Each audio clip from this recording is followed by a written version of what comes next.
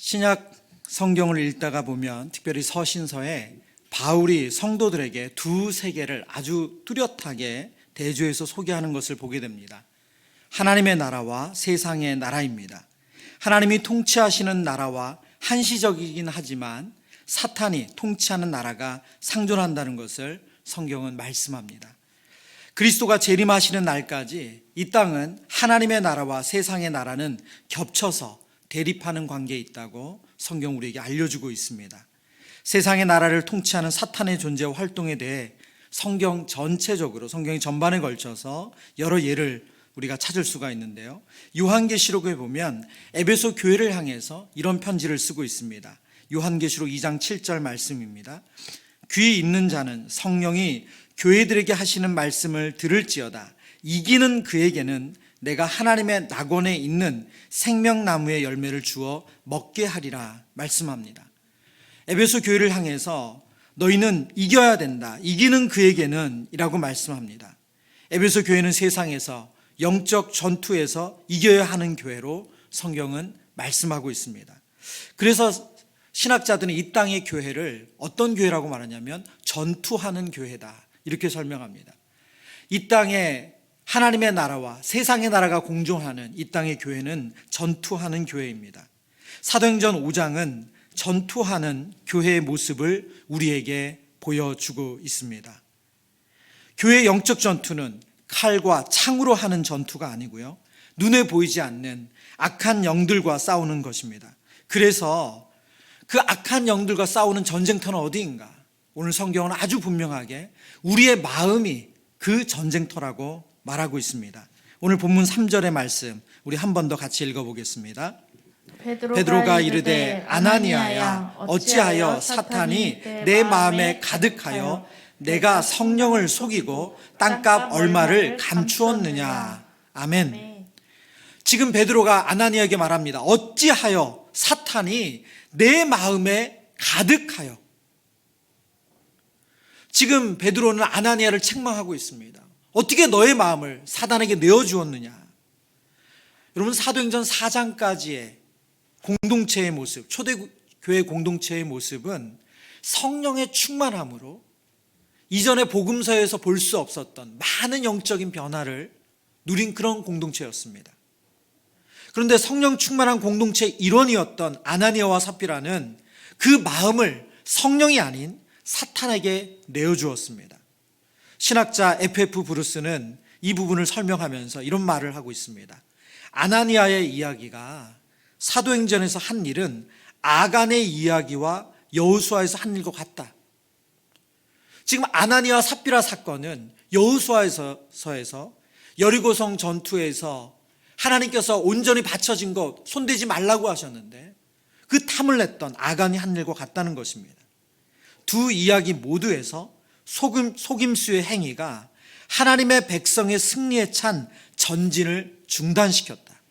좀 말이 어렵게 쓰여졌지만 바로 하나님의 성령 충만한 백성들이 승리의 전진을 하고 있었는데 아간으로 인해서 이스라엘 백성들이 가나안 땅에서 그 전진을 멈출 수밖에 없었고, 그리고 초대교회 성도들이 그 승리에 찬 전진을 멈출 수밖에 없었다고 설명하는 것입니다.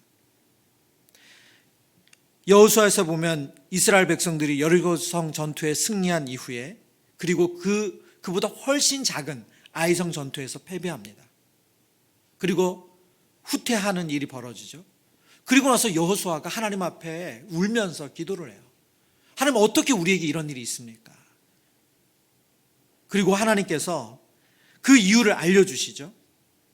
여호수아 6장 24절에 보면 너희가 이스라엘 진영으로 바치는 것이 되게 하여 고통을 당하지 아니하도록 오직 너희는 그 바친 물건에 손대지 말라고 성경이 말씀하고 있습니다. 그런데 아간은 하나님께 온전히 바쳐진 여리고성의 물건을 탐을 냈습니다. 시날산의 아름다운 외투 한 벌, 그리고 은 200세겔, 50세겔이 되는 금덩어리 하나를 훔쳐서 자기의 장막에 숨겨두었습니다. 여호수아 7장 20절 말씀에 하나님께서 이렇게 말씀하고 있습니다. 이스라엘이 범죄하여 내가 그들에게 명령한 나의 언약을 어겼으며 또한 그들이 온전히 바친 물건을 가져가고 도둑질하며 속이고 그것을 그들의 물건들 가운데 두었느니라. 아이성 전투에 패배한 이후에 그 패배한 이유가 무엇이냐? 하나님께 온전히 바친 물건을 그들이 도둑질하며 속여서 그들의 물건 가운데 두었다고 말합니다. 이 범죄로 인해서 이스라엘이 영적인 하나님과 함께하며 그 큰 여리고성을 이겼던 그 승리의 걸음이 멈출 수밖에 없었습니다. 오늘 사도행전 5장의 사건이, 이 아나니와 삽비라 사건이 여호수아서에서 가나안 땅의 정복을 승리로 한 걸음 한 걸음 나아가던 그 백성을 멈추게 한 것과 똑같은 그런 일이라고 성경은 우리에게 알려주고 있습니다. 성령 충만하여 담대히 복음을 전하던 교회가 승리의 발걸음을 멈추게 되었습니다. 놀라운 것은 성경은 이 교회의 부끄럽고 연약한 모습을 감추지 않고 그대로 다 우리에게 보여주고 있다는 것입니다. 이 모습도 교회의 모습이기 때문에 그렇습니다.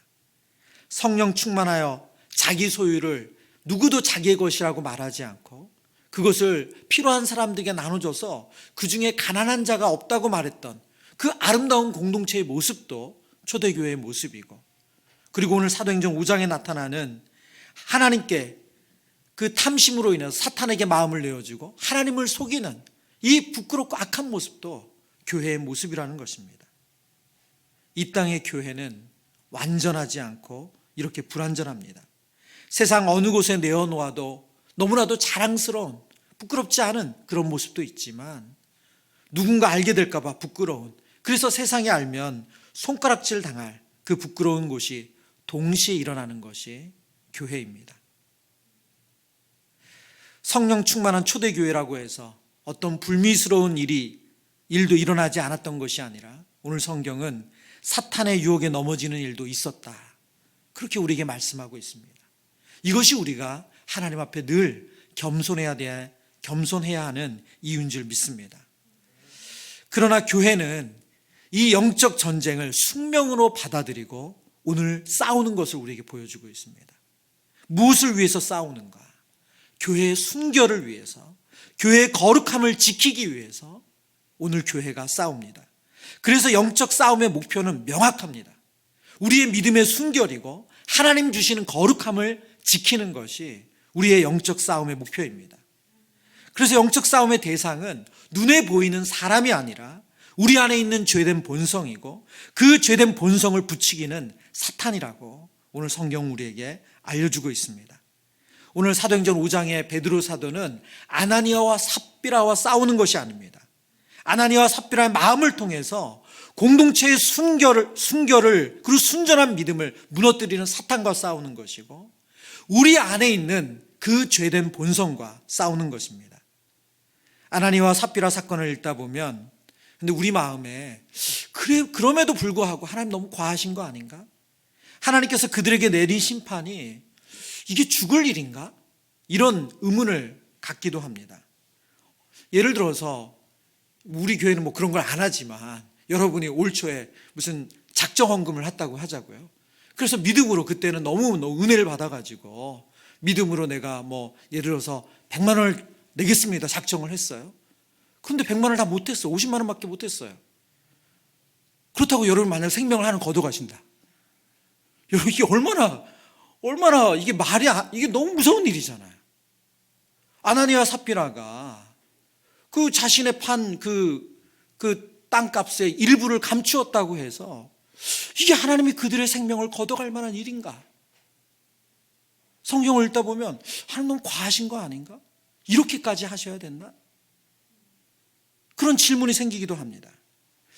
그러나 이것은 우리의 관점에서 성경을 볼 것이 아니라 성경이 하나님의 드러난 대답이라고 할 때 우리가 역으로 생각할 줄 알아야 됩니다. 무슨 뜻이냐면 하나님께서 이렇게 심판할 정도로 아나니와 삽비라 사건은 교회의 순결과 거룩을 해치는 그런 행위였다는 것입니다.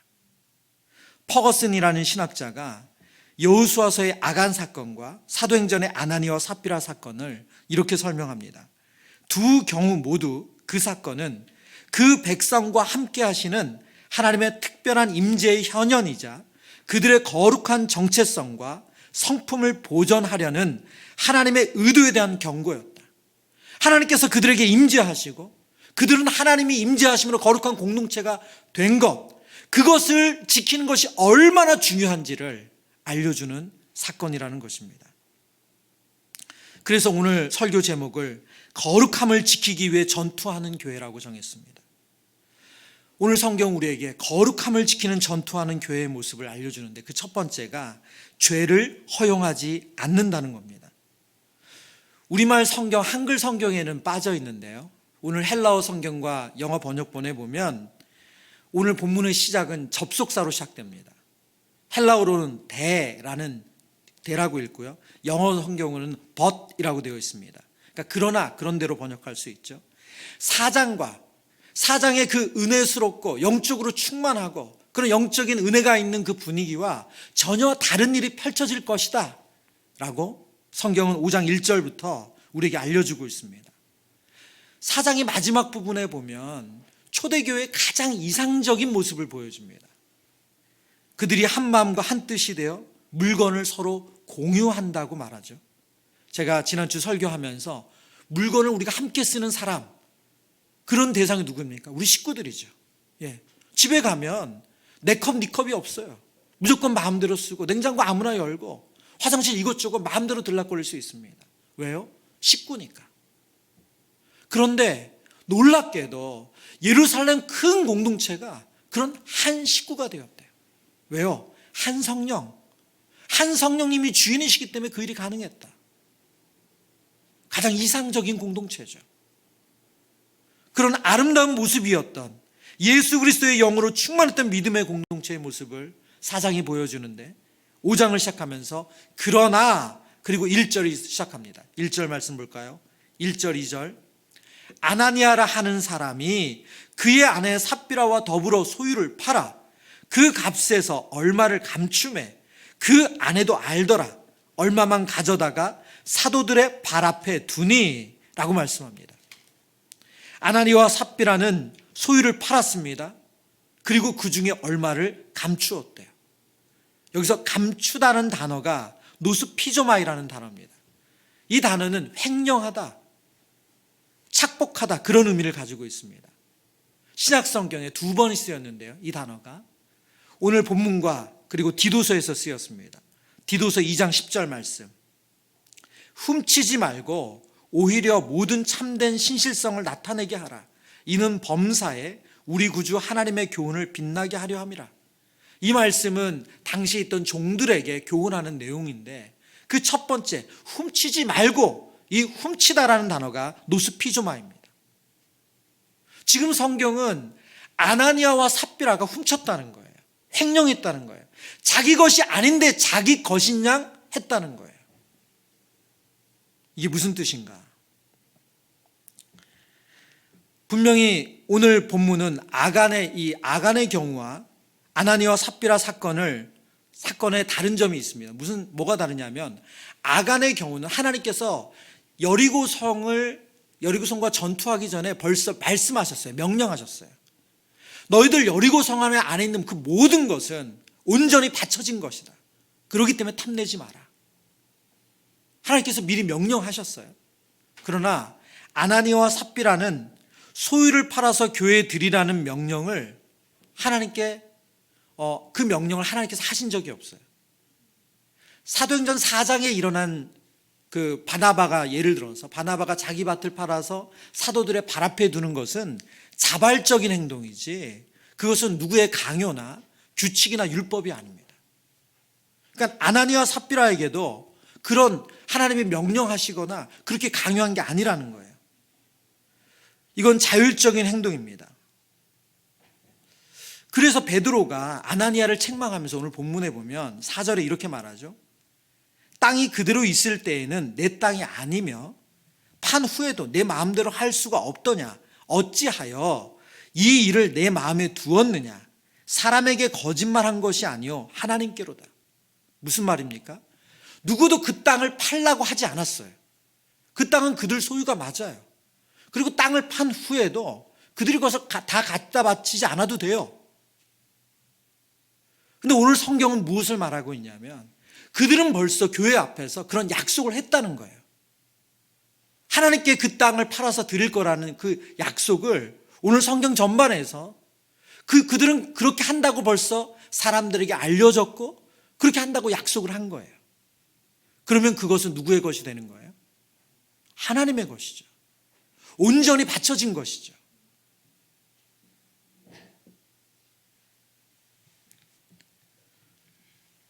거짓말이라고 베드로 사도가 분명히 말한 것은 그들은 교회 앞에서 다 바친 것처럼 행동했지만 실제로 다 바치지 않았다는 거예요. 성경은 그래서 아나니아와 삽비라 부부의 죄를 도둑질한 것으로만 그 죄명을 멈추는 것이 아니라 그 다음의 죄를 말합니다. 그것은 바로 성령, 곧 하나님을 속인 거예요. 존 스토트 목사님은 본문을 해석하면서 이런 주해를 합니다. 그들이 돈 준 동기, 여기서 그들은 아나니아와 삽비라죠. 아나니아와 삽비라가 돈 준 동기는 가난한 자들을 구제하기 위한 것이 아니라 그들의 자아를 살찌우기 위한 것이었다. 그들이 왜 헌금을 냈다고요? 그것은 정말로 가난한 자들을 긍휼히 여겨서가 아니라는 거예요. 성령 충만해서 한 행동이 아니라는 거예요. 그들은 왜 그런 행동을 했어요? 요한복음 12장 43절에 하나님께서 이 땅에 사람들이 가지는 그 모습을 이렇게 말합니다. 그들은 사람의 영광을 하나님의 영광보다 더 사랑하였더라. 사람의 영광을 하나님의 영광보다 더 사랑했대요. 아나니아와 삽비라는 누구의 영광을 바란 겁니까? 사람의 영광을 바란 거예요.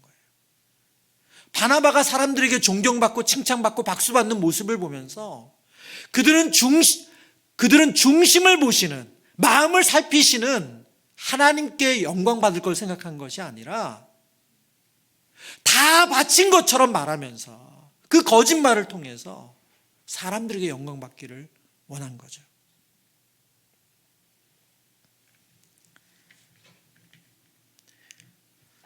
지금 성령의 충만함을 경험했던 제자들 가운데 이런 일이 일어났습니다. 신학학자 유상선 목사님은 베드로가 책망하는 가운데 너희가 성령을 속인 것이라는 말씀을 근거로 아나니아와 삽비라 또한 성령의 내주하심을 경험한 제자로 봅니다. 그런 그들이기에 이 사건이 우리에게 충격적이죠. 아나니아가 베드로의 책망을 받은 후 하나님의 심판으로 죽습니다. 그것을 모른 채 베드로를 만난 삽비라 또한 역시 남편과 마찬가지로 거짓말을 합니다. 9절 말씀입니다. 우리 함께 읽어보겠습니다. 베드로가 이르되 너희가 어찌 함께 꾀하여 주의 영을 시험하려 하느냐. 보라, 내 남편을 장사하고 오는 사람들의 발이 문 앞에 이르렀으니 또 너를 메어 내가리라 하니. 아멘. 아멘. 성경은 이 두 사람의 행동을 다른 식으로 오늘 다시 한번 표현하는데요. 주의 영을 시험한 것이라고 말씀합니다. 이들의 행동은 단순한 도둑질이 아니라 하나님의 영으로 충만한 공동체가 일으키는 그 믿음의 역사를 막는 행위라는 거예요. 만약 이들의 위선, 이 아나니아와 삽비라의 사람들에게 영광 받으려고 해서 하나님을 속이면서 드렸던 이 행위가 드러나지 않는다면, 밝혀지지 않는다면 성령 충만한 성도들의 헌신이 훼손되는 거예요. 성령의 충만함으로 은혜를 받아서 하나님 주신 그 마음으로 내 것을 내 것이라고 여기지 않았던 그 거룩한 행동이 훼손이 되는 거예요. 성령 충만한 공동체의 변화가 아니라 인간의 명성을 위한 애씀으로 전락하게 됩니다. 여리고성 전투는 하나님이 이기신 전투죠. 그리고 하나님의 이기심을, 하나님이 이 온 땅의 주인이심을 드러내는 그런 거룩한 전투입니다. 그래서 이 전리품은 모두 하나님께 온전히 바쳐진 것이 되었어요. 그런데 아간의 범죄가 밝혀지지 않으면 이 전쟁 또한 인간의 욕심을 채우기 위한 전쟁으로 오연됩니다. 아나니아와 삽비라 사건, 아간의 범죄가 심각한 이유예요. 성경은 철저히 거룩한 공동체에 죄가 들어오는 것을 허용하지 않습니다. 그래서 히브리서 12장은 우리에게 이렇게 말씀하죠. 너희가 죄와 싸우되 아직 피 흘리기까지는 대항하지 아니하고. 무슨 말입니까? 우리가 죄와 피 흘리기까지 싸워야 한다는 거예요. 사도행전 5장의 교회는 지금 죄와 피 흘리기까지 싸우는 공동체의 모습을 우리에게 보여주고 있습니다. 현대 교회의 능력이 사라진 이유를 우리는 여기서 찾을 수가 있습니다.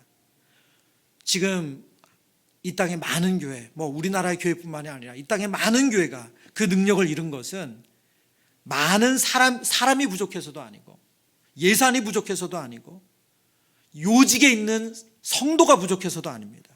바로 거룩함이 훼손됐기 때문에 그래요.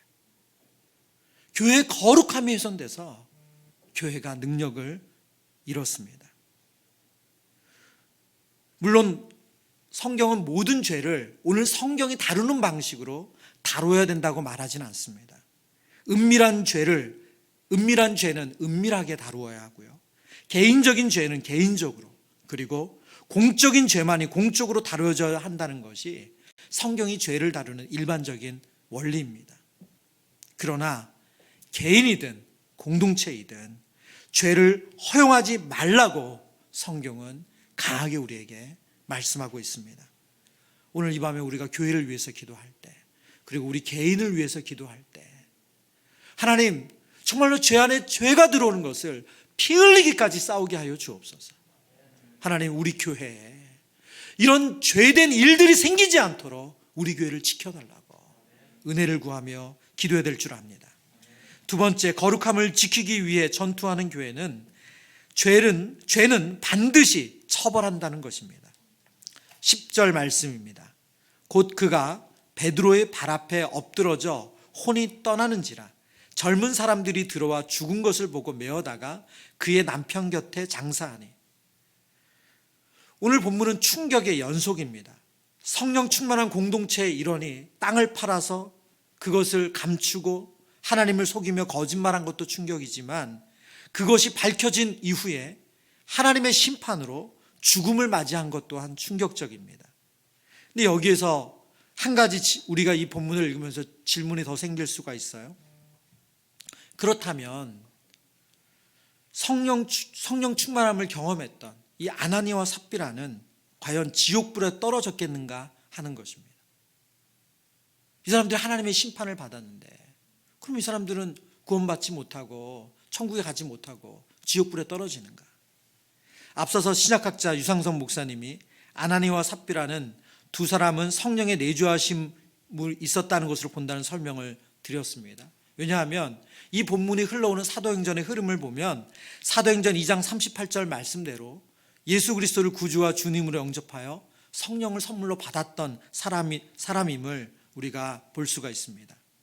그래서 유상성 목사님은 그의 책에서 비록 하나님의 진노로 아나니아와 삽비라가 육체적인 죽임을 당했지만 지옥불에 떨어지지 않고 천국에 갔을 가능성을 제시한다고 설명합니다.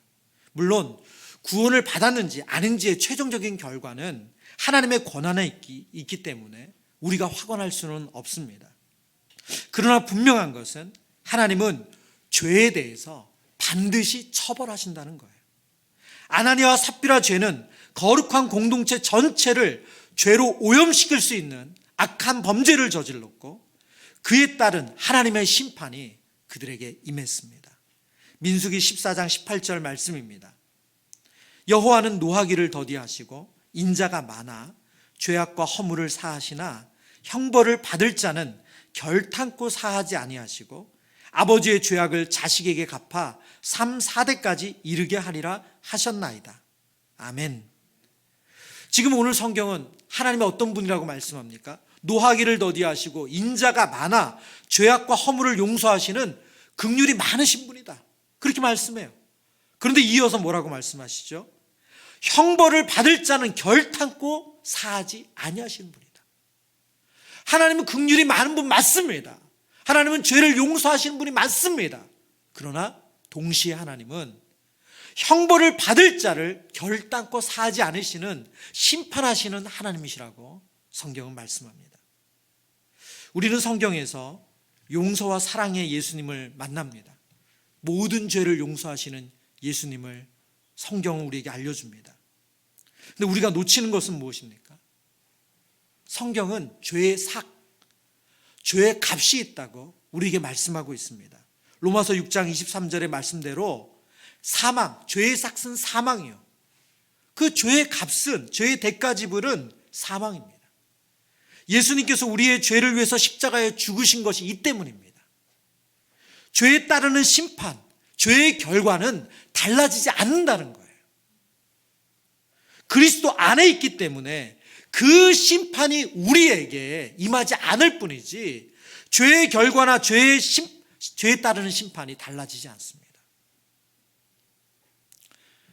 성경은 부모에게 자녀에 대해 징계할 것을 권합니다. 물론 체벌을 정당화한다는 말로 확대할 수는 없습니다. 그리고 교회 안에서 성도는 죄에 대한 징계, 이것을 권징이라고 하거든요. 그리고 성경은 그 성도의 죄에 대해서 징계할 것에 대해서 가르쳐요. 권징에 대해서 말합니다. 자녀의 죄에 대해서 책망하지 않는 것은 자녀를 바르게 사랑하는 게 아니죠. 인격적인 자녀 양육이 책망 없이 모든 것을 수용하는 자녀 양육을 말하지 않습니다. 또한 교회가 성도의 죄에 대해 그 잘못을 묵인하는 것 또한 성경이 가르치는 성도를 사랑하는 방법이 아닙니다. 한 기독교 신문에서 교회의 권징에 대해서 이런 글을 쓰셨어요. 그 글을 내용을 좀 제가 인용하겠습니다. 한국 교회가 쇠퇴의 전조를 보이고 있다는 판단의 중요한 근거의 첫째가 도덕성의 퇴보다. 도덕성의 퇴보는 교회가 한국 사회의 조롱과 경멸의 대상이 된 주요한 원인 중 하나이다. 교회 퇴보가 이유가 가장 중요한 이유는 도덕성의 퇴보래요. 교회가 윤리적이지 않다는 거죠. 그리고 이어서 이렇게 설명합니다. 그리고 교회의 저급한 도덕성은 분명한 권징의 상실과 관련되어 있다. 현대교회가 교회의 권징을 포기하고 교회의 권징의 실행에 있어 실패한 직접적인 결과가 세상의 불신과 경멸의 원인이며 권징의 실패로 인해 교회의 혼돈에 야기되었다는 아담스의 지적은 지극히 옳다. 아담스라는 신학자의 지적을 이제 이야기한 거죠. 권징의 실패로 교회는 혼돈스럽게 됐다는 거예요. 교회 안에 죄가 있어요. 근데 그 죄에 대해서 지적 안 한다는 거예요. 그것에 대해서 치리하지 않는다는 거예요. 자녀가 말도 안 되는 행동을 해요. 말도 안 되는 범죄를 해요. 그런데 부모가 그것에 대해서 그게 악한 것이라고 죄라고 그거를 징계하지 않는 거죠.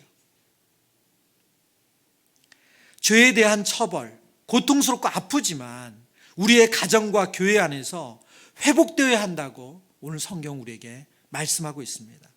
이것은 교회 안에 목회자이든 성도이든 똑같습니다.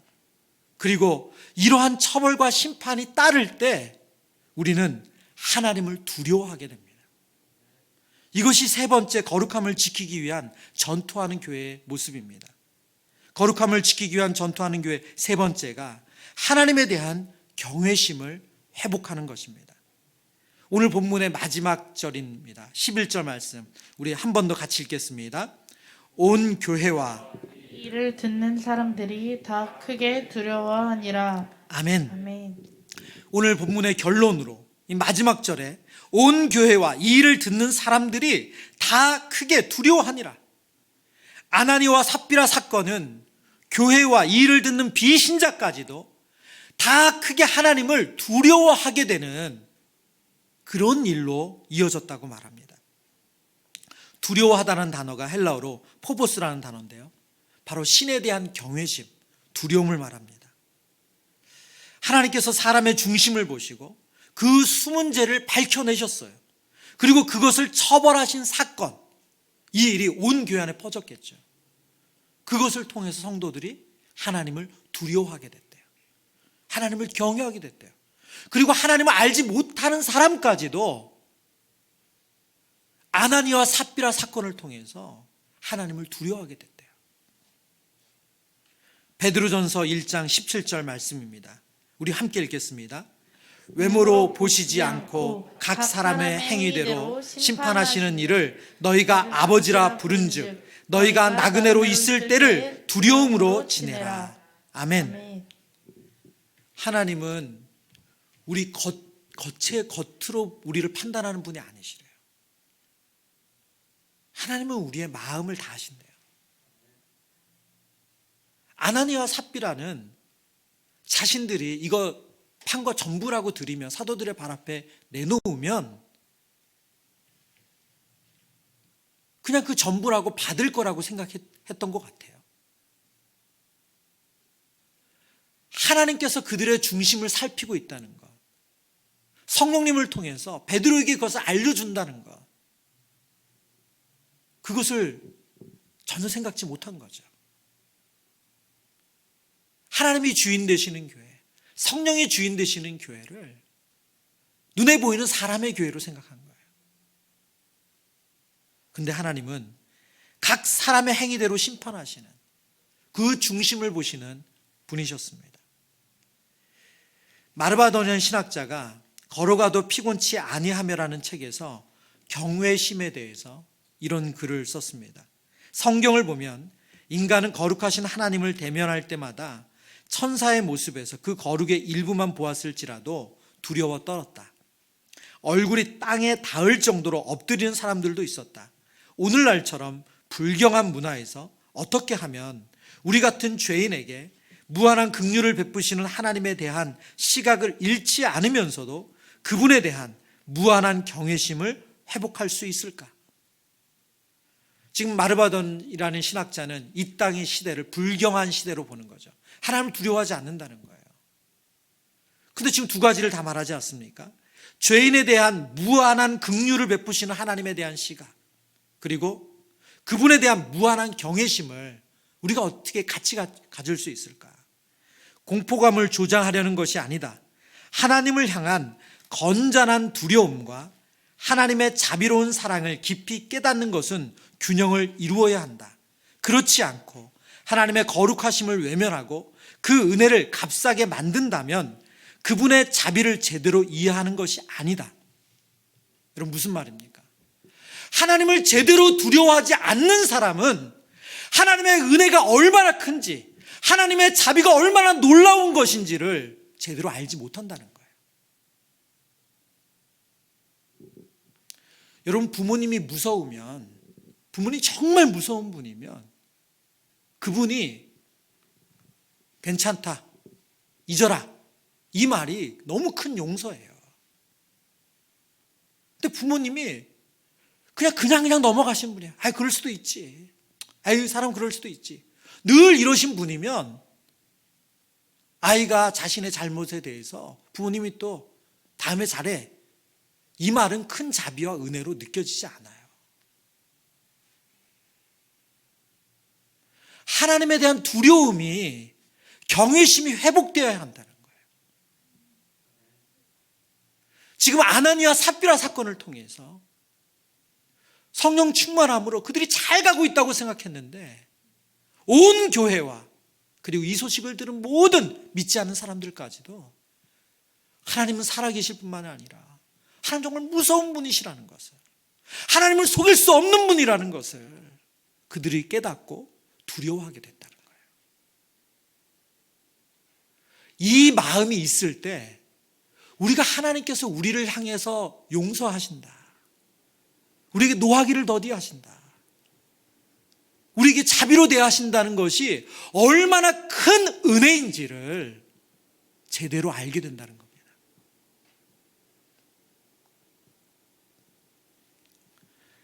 죽음의 문턱에 가본 분들은 생명의 소중함을 압니다. 하루의 가치를 알아요. 생명이 많이 남았다고 착각하기에 우리가 하루라는 시간의 소중함을 잘 모르잖아요. 하나님의 심판이 얼마나 무서운지, 하나님이 그렇게 하실 수 있는 분이라는 것을 우리가 제대로 알고 그분을 경외할 때 우리는 하나님께서 우리에게 베푸시는 그 큰 은혜, 그 자비를 온전히 알 수 있는 줄 믿습니다. 오늘 이 밤에 우리가 기도할 때 사람들은 모르지만 하나님이 아시는 우리 안의 죄, 우리 안의 위선, 우리 안의 그런 교만, 그것을 하나님이 깨닫게 하시고 정말 우리가 그것을 하나님 아시고도 우리를 긍휼히 여겨주시는 그 크신 은혜를 깨닫는 그런 복된 밤이 되기를 축원합니다. 말씀을 정리합니다. 이 땅의 교회는 전투하는 교회입니다. 무엇을 위해서요? 거룩함을 지키기 위해서 전투하는 교회예요. 그 전투하는 교회의 첫 번째는 바로 죄를 허용하지 않는 것이에요. 죄와 피 흘리기까지 싸우는 겁니다. 두 번째는 죄는 반드시 처벌한다는 거예요. 우리의 가정, 우리의 거룩한 공동체 안에 이런 하나님의 말씀으로 죄에 대한 꾸지람이 있고 징계가 있고 그것 앞에 순복하는 그런 은혜가 있길 바랍니다.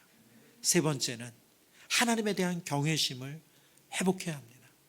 그것이 하나님이 우리에게 베푸신 그 은혜가 얼마나 큰지를 바르게 아는 길인 줄 믿습니다.